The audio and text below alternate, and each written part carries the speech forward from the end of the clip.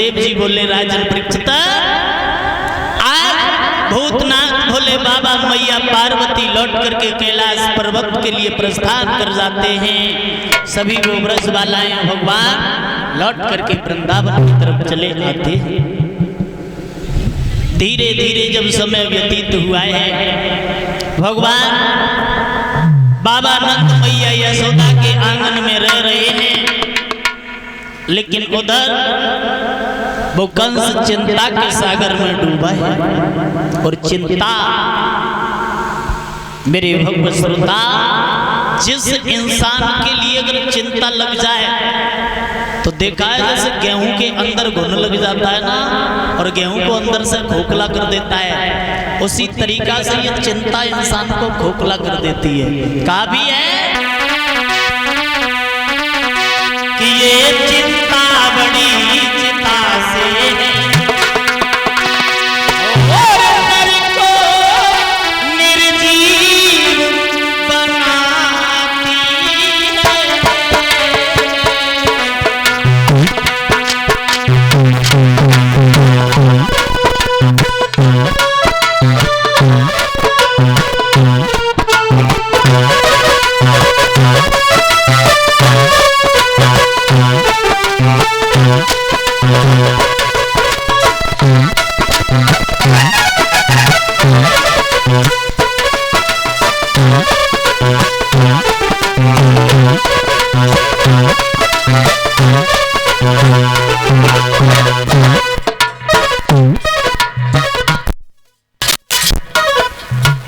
चिंता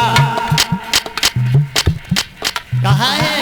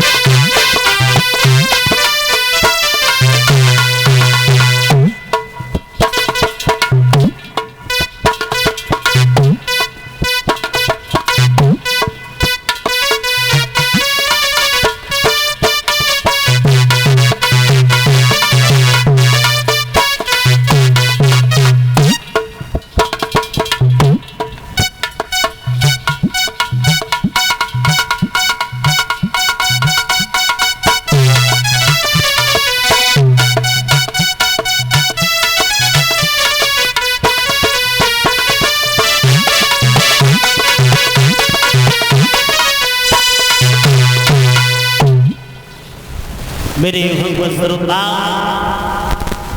आज वो भोजराज कंस चिंता के सागर में डूबा है।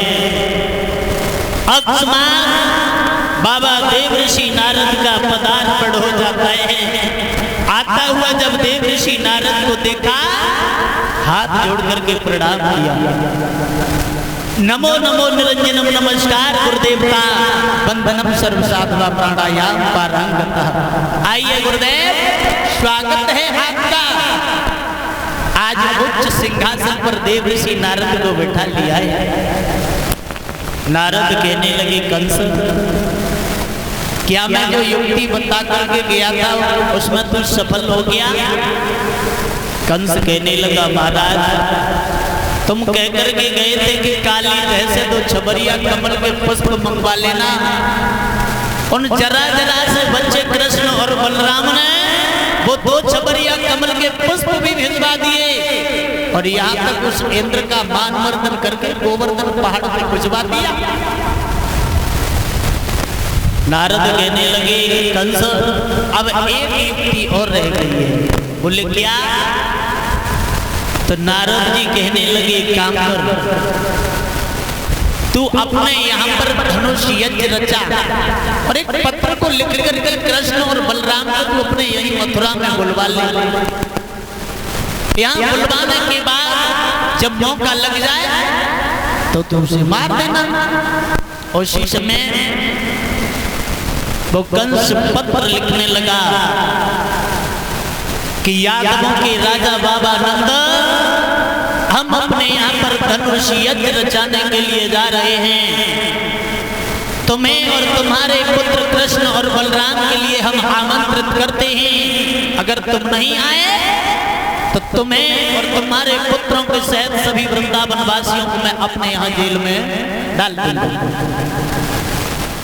वो पत्र लिख करके बंद करके अक्रूर जी को दे दिया और कहा कि तुम जाओ और वृंदावन से उन कृष्ण और बलराम के लिए बुला करके ले आना। आज उस पत्र के लिए लेकर के अक्रूर जी मथुरा से जब वृंदावन में पहुंच जाते हैं ना, जाकर के बाबा नंद मैया यशोदा जी से मिले, सारे हालात बताए और पत्र को निकाल करके जैसे ही बाबा नंद को दिया, बाबा नंद ने जब वो पत्र पढ़ाया ना, वो पत्र पढ़ते ही पढ़ते वो बाबा नंद रोने लगे। माता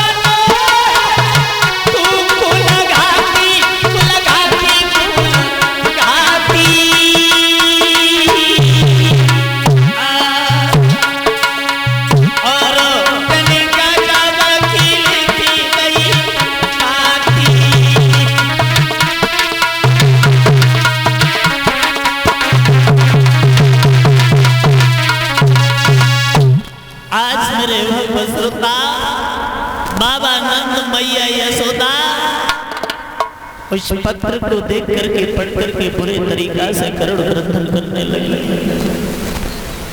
बाबा नंद कहने लगे, हीरे कंस, जिस दिन से मेरा कन्हैया मेरे आंगन में आया उस दिन से तूने उसका पीछा नहीं छोड़ा। आज तूने उसे बुला ही लिया। उसी बीच में कृष्ण और बलराम आ जाते हैं। कहने लगे, मैया तू आज क्यों रो रही है? मैया यशोदा कन्हैया को देख करके माता चुप हो गई। कहने लगी, ये जिद करने लगेगा तो मुझे फिर बताना पड़ेगा। मेरे भक्त श्रोता, बाबा नंद भी रो रहे हैं। तो मैया से जब पूछने लगे, जिद करने लगे, तो वो मैया यशोदा कहने लगी, लाला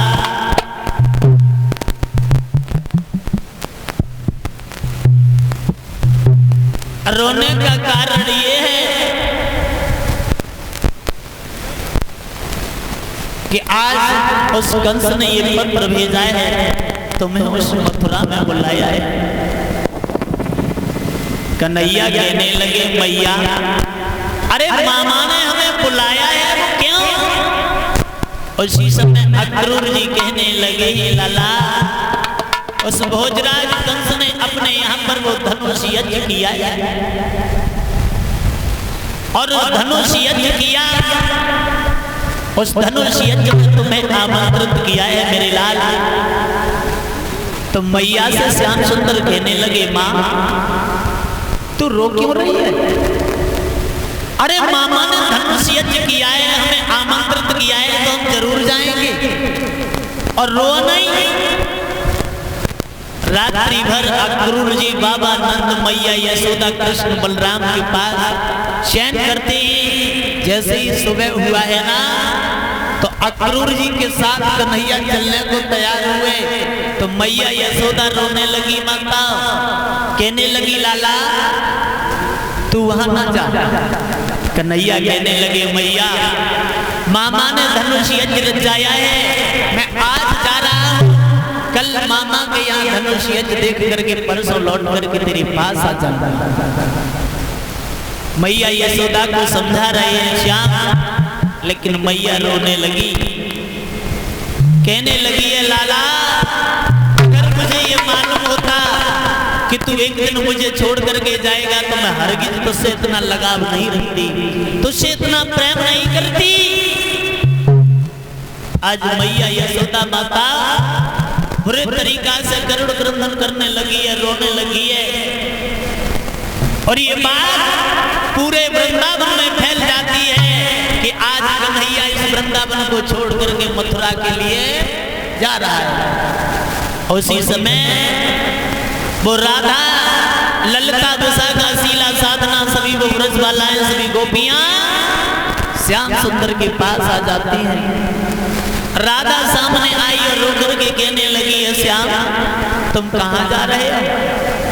कन्हैया कहने लगे, राधा मैं मामा के यहाँ जा रहा हूँ, आज जा रहा हूँ, कल जाकर के धनुष यज्ञ देखूंगा, परसों लौट करके तुम्हारे पास आ जाऊंगा। राधा कहने लगी, श्याम तुम झूठ बोल रहे हो, तुम नहीं आओगे, तुम नहीं आओगे। अगर मुझे ये मालूम होता कि तुम मुझे छोड़ करके चले जाओगे तो मैं हरगिज तुमसे इतना प्रेम नहीं करती श्याम। और राधा रोने लगी माता, और रो करके कहने लगी, कन्हैया अगर मुझे ये मालूम होता कि तू मुझे चला जाएगा छोड़ करके तो मैं हरगिज तुझसे प्रेम नहीं करती श्याम, हरगिज प्रेम नहीं करती। और रो करके राधा बोली,